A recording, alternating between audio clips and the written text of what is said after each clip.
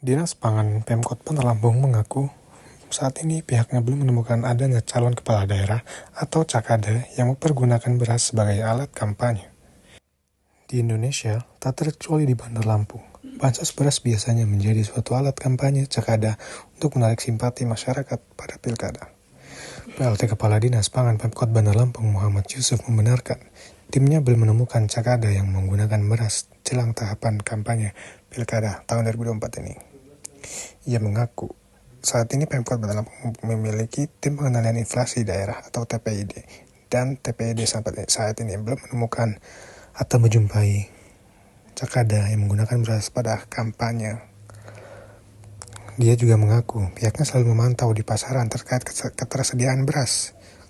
Menurutnya, ketika ada calon yang ditemukan mempergunakan bahan pangan sebagai alat kampanye, pihaknya langsung berkoordinasi.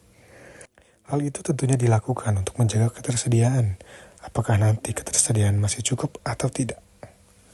Menurutnya, saat ini pihaknya juga masih mempunyai banyak cadangan pangan beras di gudang Bulog. Jadi, ia meminta masyarakat untuk tidak khawatir karena setiap hari pihaknya melakukan pemantauan. Kita memantau di pasaran soal ketersediaan.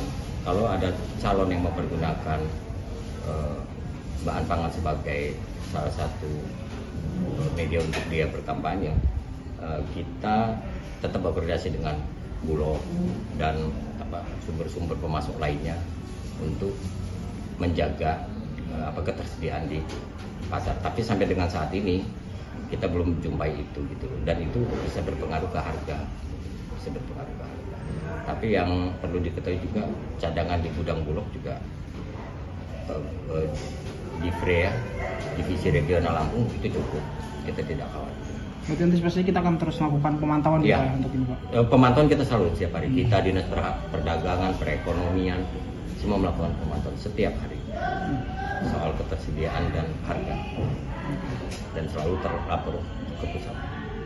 Nanti ketika ada temuan pun akan ada koordinasi lagi ya Pak untuk antisipasinya gimana ya Pak? Iya. Penanganannya.